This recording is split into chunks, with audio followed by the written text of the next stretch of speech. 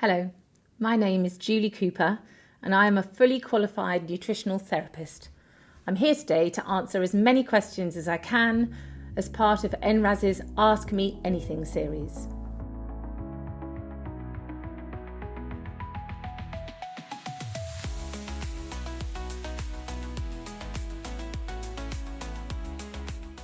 So Richard from Facebook asks, is there a recommended diet pattern for rheumatoid arthritis?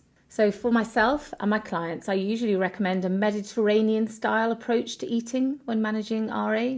There is no single perfect diet and everyone responds slightly differently, but focusing on anti-inflammatory whole foods is often the most sustainable and evidence-based option.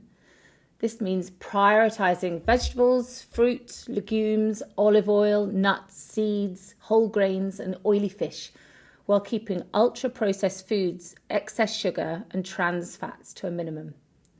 Adequate protein is also really important for maintaining muscle mass and energy and bone health, and particularly during periods of inflammation or reduced mobility.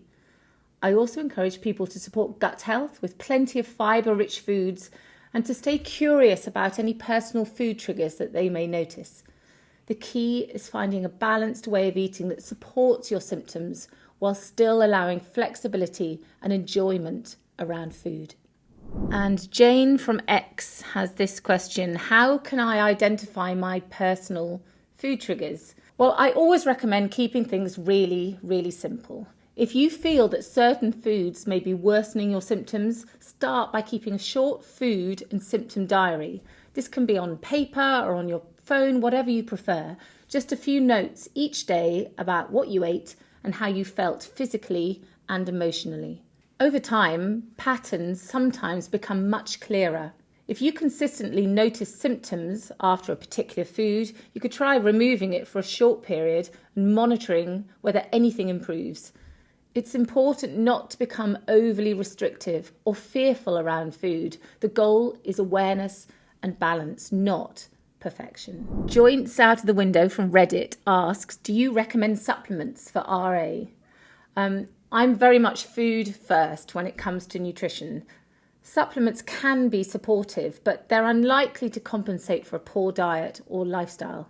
That said, I often recommend vitamin D3 and K2 during the darker winter months, particularly in the Northern Hemisphere, for bone and immune support.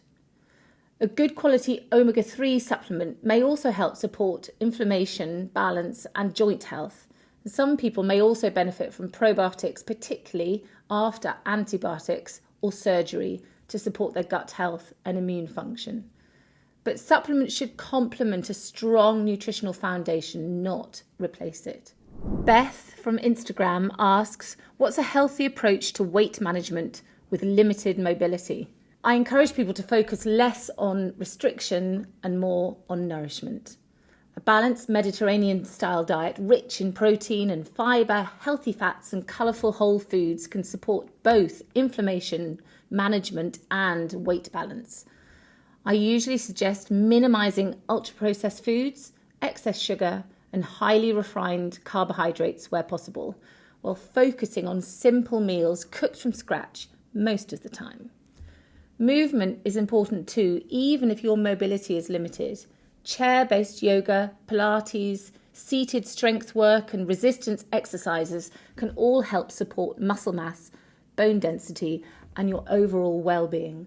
There are so many brilliant free resources online now, and even small amounts of regular movement can make a meaningful difference.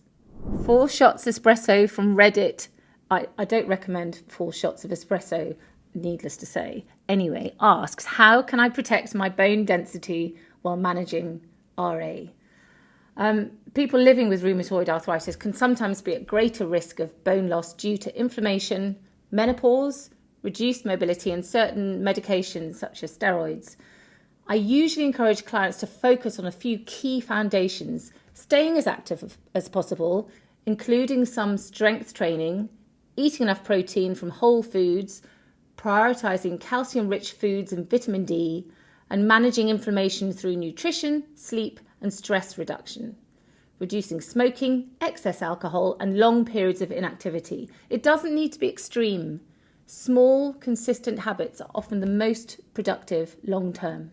Busted Toenail from Reddit asks, how can we track whether dietary changes are improving my symptoms?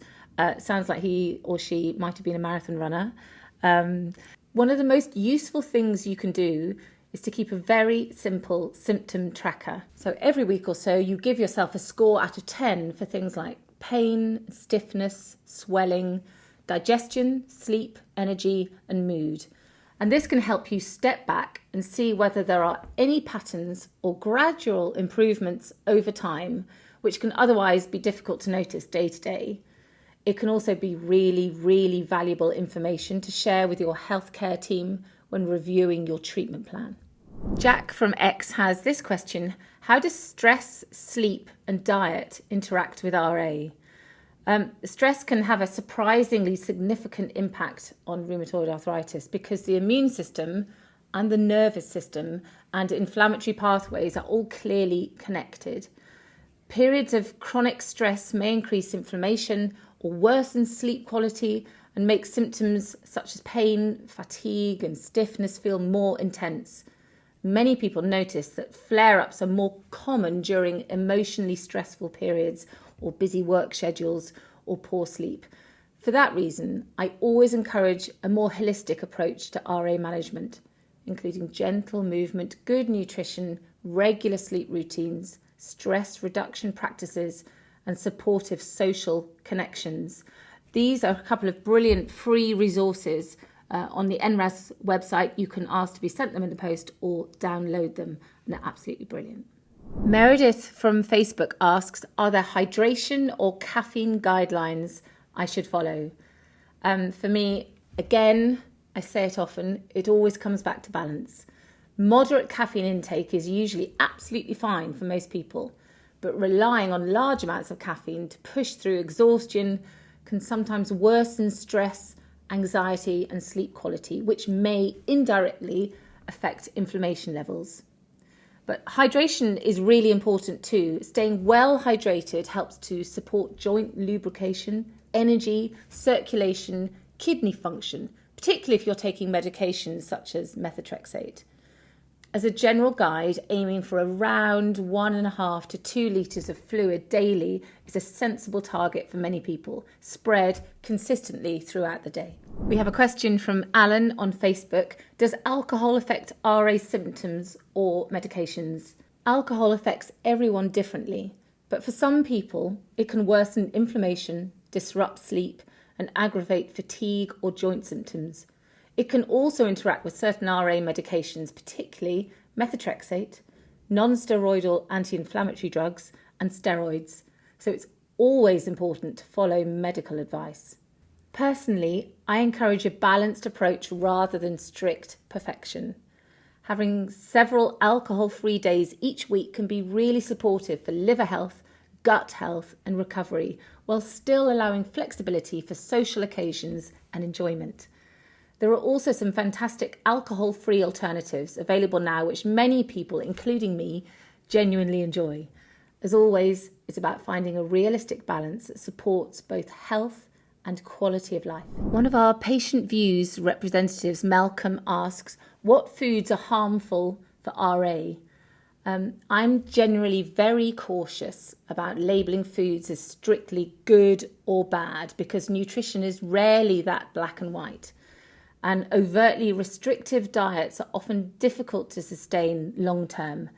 That said, I do encourage people to reduce foods that are more strongly associated with inflammation, such as ultra-processed foods, UPFs, excess sugar, trans fats, and highly refined carbohydrates, as well as excessive alcohol intake.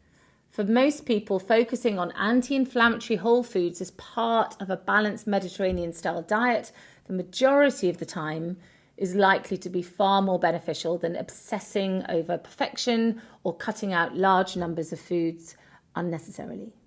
Another patient views representative, Caroline, asks, would you recommend probiotics for RA sufferers?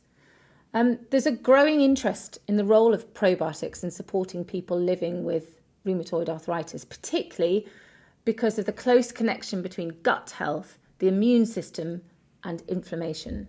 Some research suggests that certain probiotic strains may help support gut barrier function, immune balance, and inflammatory regulation, although the evidence is still mixed and the effects appear to be relatively modest. So for that reason, I see probiotics as a supportive tool rather than a primary treatment for RA. I'm very much food first in my approach, so I encourage people to focus initially on a nutrient-dense anti-inflammatory diet rich in fibre, vegetables, omega-3 fats and fermented foods where tolerated, while reducing ultra-processed foods and excess sugar. For some people, a good quality probiotic may be particularly helpful after antibiotics, illness, periods of digestive disruption or surgery, but it should sit alongside strong nutrition and lifestyle foundations rather than replace them. I'm going to answer my own question. What do I eat as a nutritionist and someone with RA? For me, and all my clients, I try to follow an 80-20 approach to diet. This means that for 80% of the time, I choose anti-inflammatory foods as part of a balanced Mediterranean diet, high hydration, low alcohol and caffeine, and avoid added sugar. The remaining 20% of the time is for when I can't control what I eat, or I'm away from home or on holiday or at a family celebration or a party, or I just want to have a piece of cake with my busy mate. Living with RA can be challenging, so following a 100% restrictive diet is totally unsustainable and can take away the joy of living and eating with others. As I've said before many times, it's all about balance. And that's all the questions for today. Please like and subscribe to NRAS's YouTube channel to stay up to date with future uploads. Follow us on our socials, Facebook, Instagram, X and LinkedIn. And you can find me at julie-cooper.co.uk. Thanks for watching. Take care of yourself and bye for now.